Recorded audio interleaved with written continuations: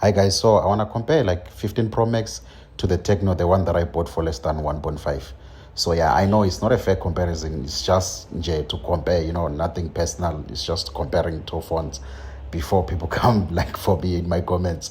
Yeah, so both phones like they are the same size in terms of like the length, the what, it's basically the same size.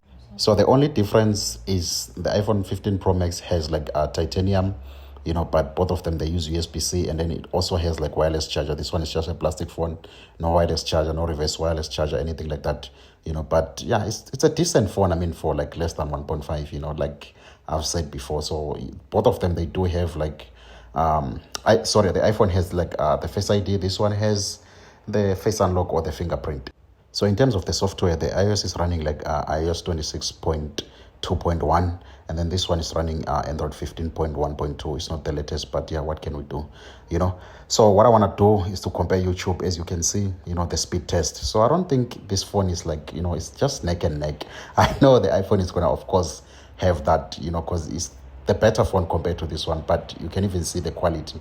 But this phone, I'm telling you, the Tecno, what you are getting like for the money, it's really good. It's really good. It's not that slow. As you can see, whenever you open App Store, it's not far like far behind.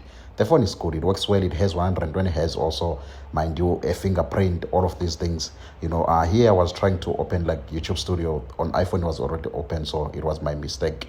But the phone, it's really good. In terms of the speed, anything like for day-to-day use. You can see here whenever you open Facebook, it's not gonna lag like far behind. Mind you, you paid like I paid like 1.3 for this phone, so it's not bad. The other thing you can see whenever I open Apple Music, of course, this app is built for iOS, so it's gonna be much faster compared to Android, But I don't think that's a huge issue, So, and then the other thing that this phone has, I know it's underrated. This phone has a dynamic island, They call it. I'm not sure what they call it, but I think they call it dynamic island. This Tecno, So you're able to use like dynamic island. Yeah, so as I was saying, this phone has a dynamic island just like the 15 Pro Max, but of course it's not the same design. But you can see here, the iPhone one is bigger because it takes the Face ID. So yeah, I think that's the main difference. But functionality wise, it's the same way. You can see whenever you play music, you swipe. You can see here on like my Tecno, it's working very well. Of course, on iOS, Dynamic Island is the first phone to bring it, so it's always gonna function like smooth. But remember, this phone is 1.3. So for what you pay, I mean, you get a lot. Dynamic Island, whatever that you need, is almost the same way. You can see here, there is not too much difference. It's the same functionality.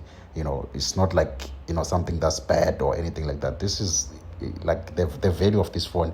It's incredible. You can see that you can even play music and then have stopwatch, or you can have more than 2 apps on Dynamic Island, same as on like on iPhone. You see here, it's the same functionality basically. I don't see any difference. Of course, the iPhone, in my opinion, is a bit smoother, but mind you, this phone is 1.3, so I don't think there's too much difference or too much to complain about. This phone is really amazing.